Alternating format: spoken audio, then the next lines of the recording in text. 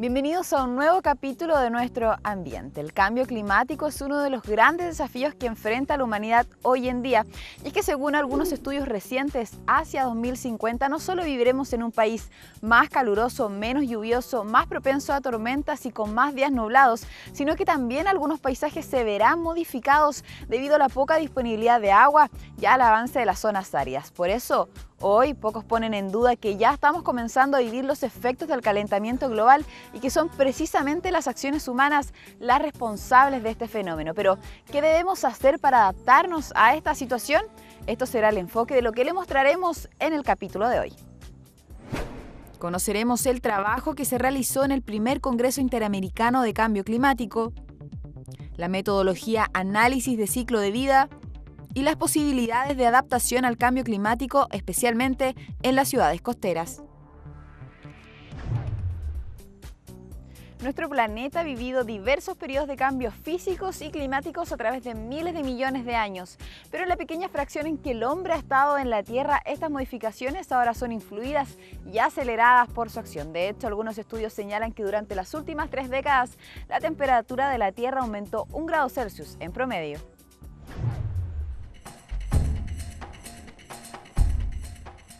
Tornados más frecuentes en Estados Unidos y en zonas que tradicionalmente no se manifestaban. Huracanes y tifones más intensos. Nevazones e inundaciones de las más devastadoras en medio siglo en Europa. Sequía prolongada en la zona central de Chile y los inviernos con temperaturas máximas excepcionales. Todo esto formó parte de las noticias e informaciones alrededor del mundo y en nuestro país durante el 2013 y el 2014. Panorama que sin darnos cuenta, pasó en menos de una década de ser algo alejado a una materia que nos compete directamente. La acumulación de gases de efecto invernadero en la atmósfera es una realidad que está comprobada. Estos gases son todos aquellos compuestos químicos en estado gaseoso que se acumulan en la atmósfera de la Tierra y que son capaces de absorber la radiación infrarroja del Sol, aumentando y reteniendo el calor allí mismo. Es decir, un gas de efecto invernadero, al acumularse se intensifica como masa, volviéndose más peligroso. Los gases de efecto invernadero pueden ser de distintos tipos y pueden tener diversos orígenes, tanto naturales como artificiales, resultando tanto de los procesos naturales como de la mano del hombre. La intervención de la humanidad hizo acelerar este proceso, aumentando la temperatura del planeta. La explicación de ese calentamiento global, según el Panel Intergubernamental de Cambio Climático, que agrupa la investigación científica del planeta, la recopila, es la quema de los combustibles fósiles y el cambio de uso de suelo. Es la extracción de petróleo, de gas, su quema y el avance de la agricultura o la deforestación. Los gases más comunes son el vapor de agua, el dióxido de carbono, el metano, los óxidos de nitrógeno y muchos clorofluorocarbonos que se emiten como resultados de diversas actividades industriales del ser humano. La concentración de estos últimos compuestos, que explotaron en densidad tras la revolución industrial, apuró un proceso que debería haberse dado en cientos de años. En solo unas pocas décadas, el clima mundial dio señales de cambios muy veloces, estableciéndose como certeza el cambio climático, algo que demoró 25 años en ser aceptado como cierto por el mundo político, que en un principio se dividió ante las opiniones de un mínimo grupo de científicos que planteaba que el cambio climático era un proceso natural en el que el hombre tenía una participación reducida. Ahora el panorama es relativamente claro respecto a nuestro rol. Lo que estamos haciendo es acelerar los procesos. O sea, es cierto, el planeta no ha parado todos sus procesos. Los volcanes siguen, o sea, todo lo demás sigue su ciclo natural, pero lo que sí estamos haciendo es que los estamos acelerando. La Organización Mundial de la Salud estima que desde la era preindustrial hasta hoy en día se ha arrojado unos 375 mil millones de toneladas de dióxido de carbono a la atmósfera, material que estará ahí miles de años más. Cambio climático, que en lo tangible para nosotros lo percibimos en lluvias más intensas en cortos periodos de tiempo. Temperaturas extremas más altas, tanto en verano como en invierno.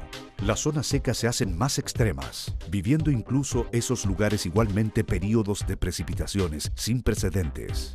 En fin, condiciones atmosféricas inestables que permiten que tomen más fuerza fenómenos que ya son en sí peligrosos. Y eso uno lo ve en los fenómenos naturales. Por ejemplo, en los huracanes, en los tifones, que son cada vez más intensos y que cada vez son más cercanos. Antes tú los tenías de vez en cuando, muy fuertes, pero ahora son cada vez más fuertes. Otra consecuencia del cambio climático demostrada es el crecimiento del nivel del mar por la expansión de los océanos y el derretimiento de cada vez mayores masas de hielos polares.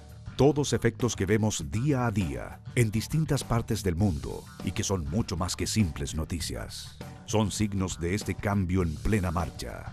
Cambio climático, que se plantea como un proceso propio del planeta, pero que pone en jaque al mundo que conocemos y en el cual nos desenvolvemos. Adaptarse a la nueva realidad que implica el cambio climático parece ser el camino que deberá asumir la humanidad para asegurar su continuidad en el planeta. Un planteamiento que puede parecer extremo, pero que es apoyado por la comunidad científica. En el mundo científico, hay consenso que el cambio climático no solo modificará al planeta en su geografía, sino que con ello el hábitat en el que se desarrolla y se relaciona la vida humana. Y esto dicho en el más amplio sentido. La estructura económica y social se vería afectada a raíz del calentamiento global y sus efectos en el clima a nivel planetario. Zonas secas podrían ser más secas o cambiar a lluviosas, y zonas templadas podrían enfrentar períodos largos de escasez de agua hasta hacerse una constante. Este último panorama estaría sucediendo en Chile, según estudios de las agencias ambientales de la ONU. Por ejemplo, para ponerlo en el caso de Chile, lo que hemos visto es que la zona central, la producción de la zona central, conforme avance el siglo XXI, se va a ir desplazando en términos productivos hacia el sur y va entrando, la zona seca va bajando también hacia el sur y va entrando una zona húmeda que se comparte con Bolivia, que también va avanzando, que es una masa húmeda que viene desde los océanos y va entrando al continente. Entonces tú vas a tener hacia finales del siglo XXI, e imagina el movimiento que se produce entre ahora y finales del siglo XXI, un corrimiento de la zona productiva y un corrimiento de la zona húmeda también. Entonces vas a tener más lluvia hacia el sur, pero también en el norte, y la franja seca se va a correr un poquito hacia el sur. Una proyección de la cual los países progresivamente están tomando nota y que implicará simplemente adaptarse para enfrentar exitosamente la nueva realidad o vivir un colapso que partiría por lo productivo y que derivaría al desplazamiento de las poblaciones. Entonces lo que tendría que estar haciendo un país es ir acomodando sus zonas productivas, cambiar de cultivos, apoyar en esta combinación de instituciones públicas, gasto público y adaptación privada para ir respondiendo a la nueva realidad. Con esto cambiar las zonas productivas agrícolas e industriales, además de preparar las zonas costeras ante el aumento del nivel del mar, son acciones necesarias para dar sustentabilidad a los países en el futuro y mitigar los efectos económicos y sociales del cambio climático. Un proceso que no se va a detener, pero sí se puede enfrentar, pensando en el largo plazo. La forma para ello es modificar decididamente los esquemas económicos y las políticas de los países en función del uso de las energías de origen fósil, favoreciendo a las energías renovables. Por ejemplo, el ahorro energético y el cambio en el uso de los combustibles en el transporte mundial contribuiría fuertemente en ello.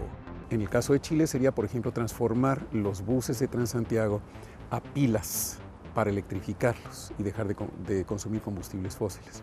Entonces ahí en el transporte tienes un campo de operación importante y la evidencia que nosotros tenemos es que las mayores reducciones vienen del cambio modal, de reducir el uso del transporte privado y aumentar el uso del transporte público. Procesos de adaptación que parten de la planificación política y que tocaría ejecutar a todas las sociedades. Un planeta que está en constante cambio, en el que el papel de la humanidad tiene mucho que decir respecto a su futuro.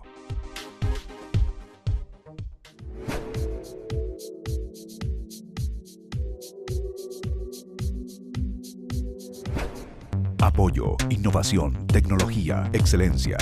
La mayor red europea de investigación aplicada llega a Chile. para formar alianza con la Pontificia Universidad Católica de Valparaíso, la Universidad de Talca y la Fundación Chile, y con el apoyo de Innova Chile, dan vida a su primer centro de biotecnología en Latinoamérica. Investigación enfocada en el mundo empresarial. Desarrollo para nuestro país. Fraunhofer, Chile. Nuevas e innovadoras aplicaciones a los subproductos de la industria. Empresas de vanguardia, investigadores de excelencia y el sólido respaldo del Estado dieron origen a Naturalis, una alianza para transferir el conocimiento científico a negocios productivos de nivel mundial, detectando oportunidades, desarrollando tecnología para la revalorización. Consorcio Naturalis, un puente para la aplicación práctica del conocimiento científico. Unidad del Núcleo Biotecnología Curauma, que en conjunto con Fraunhofer Chile Research y Consorcio Naturalis desarrollan e implementan proyectos de gestión de la innovación. Levantar proyectos innovadores, incorporar una cultura pro innovación, fomentar la I+D, detectar nuevos negocios. A través de la supervisión de expertos se genera una mejora en toda su cadena de valor, creando rutinas de innovación que otorguen sustentabilidad a los negocios y mejore su competitividad. Ellos ya aceptaron el desafío. Más GI, mejora, avanza y sustenta. Ciertamente el cambio climático tiene la potencialidad de cambiar el aspecto de nuestro planeta, un escenario que hará a los países replantearse cómo serán las ciudades en el futuro, especialmente aquellas que están cerca del mar.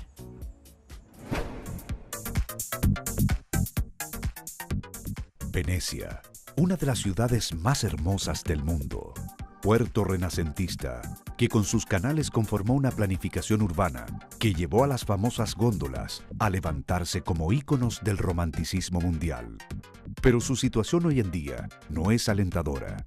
En los últimos años y cada vez con más frecuencia, la marea alta deja en evidencia un problema que por mucho tiempo ha sido la peor pesadilla de los venecianos: que la ciudad simplemente quede en forma permanente bajo el agua, algo que, si bien no es una situación a corto plazo, sí en las próximas décadas podría ser una realidad. En los últimos 50 años se han promediado unos 2 a 3 centímetros de aumento del nivel del mar, lo que parece poco, pero desde un punto de vista de promedio es mucho. Y eso estaría poniendo en riesgo a ciudades como por ejemplo Venecia, que está muy en el nivel del mar o incluso por debajo del nivel del mar. Los culpables, 2 factores: el fondo reblandecido por el peso de las construcciones y el aumento del nivel del mar Mediterráneo a raíz del cambio climático. Expertos recomiendan que no solo Venecia vaya planificando el traslado de su población en los próximos años, sino también de lo que puede ser una gran extensión de Holanda y varias islas del Pacífico. Centímetros de aumento del nivel del mar, que podrían significar metros si las condiciones actuales de las mareas se mantienen. Calentamiento global, alza en la temperatura del mar, deshielo de los polos, todos factores que hacen crecer la masa oceánica y que pueden cambiar parte considerable de la fisonomía mundial. Un panorama que obligará al desplazamiento humano en las zonas afectadas, lo cual debería motivar a sus autoridades a planificar las ciudades de forma que considere esta situación. La forma de prepararse las ciudades modernas es a través de la planificación territorial, es decir, considerando que de fondo hay un aumento en el nivel del mar. Los planos reguladores de las ciudades tienen que son planos que se realizan a 50 años, ¿no? Es como cuando se construye un puente. Se dice este tiene que durar 50 años más, o se hace un camino, tiene que durar 50 años más. Pero para el profesor Cisternas, un panorama que Chile debiera darse de forma distinta. Ser parte de la ladera del cordón montañoso de los Andes tiene sus ventajas. Hace que la subducción con la placa de Nazca tenga el efecto de elevar nuestra tierra, lo que compensa el aumento de nivel del mar. Ustedes recordarán que en el 2010, por ejemplo, ciertos sectores de la costa de la 8ª región fueron levantados hasta en 2 metros. Entonces, si comparamos ese cambio de 2 metros con los 2 centímetros de aumento del nivel del mar, es muy poco, ¿no? Entonces, en general, Chile como continente se está levantando. Y por lo tanto, este aumento del nivel del mar no necesariamente va a afectarnos. Pero esto no significa que la planificación urbana tenga que relajarse en la costa nacional. La constatación que los tsunamis son una catástrofe natural vigente e impredecible llama en el caso chileno a no fomentar la construcción a orilla de mar, algo que por ahora está lejos de la realidad. Sus efectos devastadores son argumentos para desincentivar la concentración de poblaciones a orilla de mar. Pero las estructuras ya existentes y la plusvalía de los terrenos costeros ha hecho que el camino frente a los tsunamis sea establecer rutas de evacuación y no prohibición de vivir frente al océano.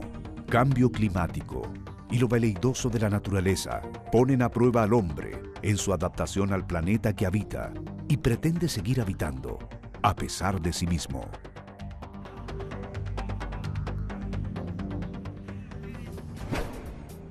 ¿Quieres saber cómo funciona el análisis de ciclo de vida? Se lo contamos al regreso, ya volvemos.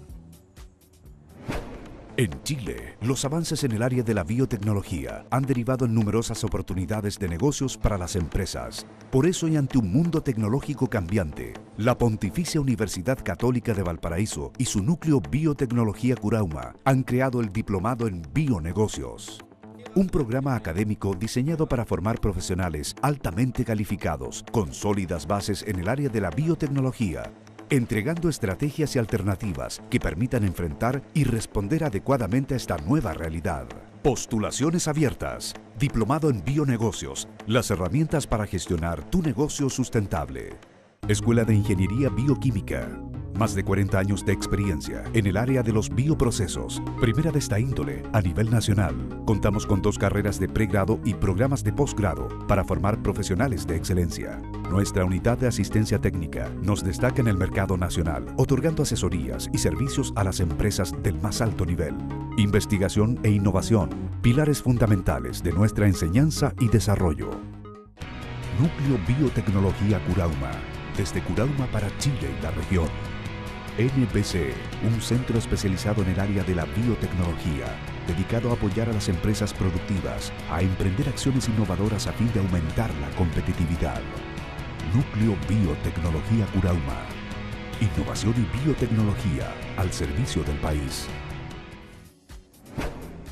En Viña del Mar se desarrolló el primer Congreso Interamericano de Cambio Climático, en donde expertos de toda Latinoamérica se reunieron para discutir los efectos de la emisión de gases de efecto invernadero y el mercado de carbono. Y luego le mostraremos cómo funciona una de las metodologías más utilizadas para verificar y cuantificar las alteraciones ocasionadas en el medio ambiente. Todo esto se lo contamos en el siguiente bloque. Cambiar la mentalidad en todas las estructuras sociales. Esa es la gran premisa cuando se habla de adaptarnos a lo que implica e implicará el cambio climático. Un esfuerzo que están haciendo las organizaciones ligadas al tema y que han tenido que levantar una ardua lucha para concientizar sobre la materia.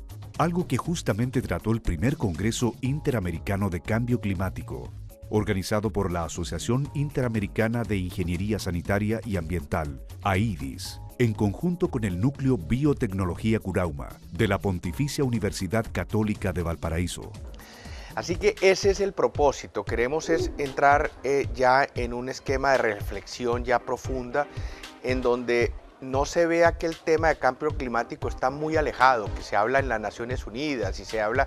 No, ya tomarlo como un ejercicio nuestro en nuestros países para estar muy vigilantes con nuestros gobiernos y sobre todo en organizaciones como AIDIS, pues entrar nosotros a ser cooperantes de todos estos esfuerzos que se están y que se deben hacer. Una instancia que por 3 días tuvo a Viña del Mar como su sede y que a través de más de 40 especialistas de toda América Latina entregó antecedentes de cómo los países deben adaptarse estructuralmente al escenario que dejará el cambio climático. Esto porque, en pocos años, las investigaciones científicas han podido determinar efectos ya concretos del calentamiento global, con proyecciones nada alentadoras para la planificación actual de las ciudades y en especial de las cercanas al mar. Cuando ya se habla que el calentamiento global puede llegar a 4.5 grados y eso significa el deshielo de la capa y los polos, y con una preocupación que yo la veo a futuro, que es que prácticamente nuestros nietos no van a conocer lo que es la nieve. porque ese cambio de temperatura realmente va a ser muy importante en todo lo que es el deshielo. Y en el deshielo se habla que el mar puede llegar a subir niveles de 1 metro o más de 1 metro, 1.5 metros, llevando a muchas ciudades costeras prácticamente a quedar bajo las aguas. Información que debe ser profundizada y compartida a los países, algo que la Asociación Interamericana de Ingeniería Sanitaria y Ambiental, AIDIS, tiene muy claro. Una de las misiones de AIDIS es el intercambio de conocimiento, el intercambio de las experiencias, y estos encuentros lo que permiten es conocer qué se está haciendo, por qué lo están haciendo, qué éxitos han tenido en esas diferentes experiencias que han desarrollado para que otros países puedan iniciar, puedan implementarlas. Inclusive estos encuentros sirven para motivar a muchos a hacer eso mismo que ya vienen haciendo países, por ejemplo como Chile, que está bastante más avanzado que otros países. Al respecto se destaca a nuestro país como uno de los países que tiene menores dificultades sobre la emisión de gases de efecto invernadero en lo relativo a la infraestructura sanitaria, situación que es muy distinta en el resto del Centro y Sudamérica. Algo no menor si se considera que la construcción de soluciones sanitarias es potencialmente alta y hacerlo con técnicas de protección ambiental sería un avance en el control de gases de invernadero. Si bien Chile tiene prácticamente resuelto el tema del tratamiento de las aguas servidas, los países del resto de Latinoamérica no están en esa posición. México tiene el 45% de sus aguas tratadas, Brasil está como en el 30%, y hay países más atrasados. En promedio se dice que la región trata 20-25% de sus aguas servidas. Quiere decir que hay muchas instalaciones por construir. Entonces, construyamos instalaciones con tecnologías que contribuyan menos a la emisión de gases de efecto invernadero, claro, atendiendo la calidad de descarga que se desea. Información de este tipo que los expertos siguen compartiendo con las instancias ambientales y políticas de los países. Congresos como el organizado por AIDIS y el Núcleo Biotecnología de Curauma, NBC, se plantean como aportes cada vez más necesarios a la hora de enfrentar al fondo de las consecuencias del cambio climático. ¿Una botella de plástico contamina más que una de vidrio? Una pregunta que puede tener varias respuestas, dependiendo de cómo nos afecte a cada uno de nosotros. Una duda que puede generar todo un debate a la hora de calificar el grado de impacto en la naturaleza y en el mismo entorno humano. Todo porque la respuesta va a depender de cómo estamos relacionados al ejemplo nombrado. Pero este debate no necesariamente puede ser tan subjetivo. Nuestra sociedad habitualmente asocia la contaminación a los desechos industriales, las emisiones de los vehículos o simplemente a la basura en las calles. Todo en relación a situaciones que vemos o que podemos palpar en forma evidente, pero son muchos otros los factores que aparecen a la hora de medir o evaluar cómo el hombre está contaminando, consciente o inconscientemente. Por eso varios países industrializados están utilizando una herramienta que permite evaluar en muchos niveles la real dimensión de los procesos productivos. Se trata del llamado análisis de ciclo de vida, una metodología que analiza los impactos ambientales desde la extracción de las materias primas hasta la disposición final de los desechos. Normalmente en América Latina no tenemos la cultura de publicar datos, cada empresa se los guarda para sí, dice que no se publican y eso es necesario en ciclo de vida tener todos estos datos, todo lo que entra y todo lo que está saliendo de cada sistema, incluyendo materiales, energía, agua, compuestos químicos, emisiones a la atmósfera, descargas al agua, cantidad de residuos sólidos. Así una botella de plástico y una botella de vidrio pueden entregar datos valiosos, analizándose desde el origen con los combustibles o derivados que se usaron en su composición, pasando por el trabajo industrial y llegando hasta el eventual reciclaje o absorción por la naturaleza. Con esos datos, las empresas e incluso los países pueden tomar decisiones adecuadas a la hora de tomar acciones proambientales.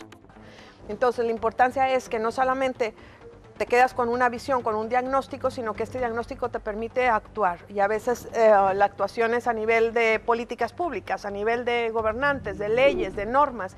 Y entonces esto pues ayuda finalmente a un país a encarrilarlo hacia determinados temas. En el caso de cambio climático, por ejemplo, se identifica que hay un punto, un sector que está generando determinadas emisiones, entonces hay que actuar y hay que poner medidas al respecto y política pública. Esta metodología está normada a través de clasificaciones ISO 14040 y 14044, sirviendo científicamente para conocer un panorama completo de cómo un producto o servicio afecta al cambio climático, contribuye a la contaminación o genera algún tipo de toxicidad. Información profunda y práctica que permite saber en detalle el daño a nuestro entorno, planteándose a la vez la génesis de las soluciones que se pueden tomar.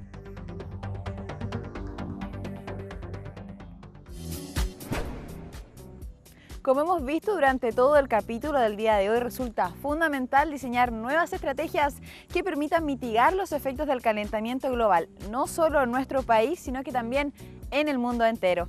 Muchas gracias por su compañía y les recuerdo, como todas las semanas, que pueden enviarnos sus comentarios al correo que aparece en pantalla. La invitación es a que nos acompañe la próxima semana en un nuevo capítulo de Nuestro Ambiente. Nos vemos. Hasta la próxima.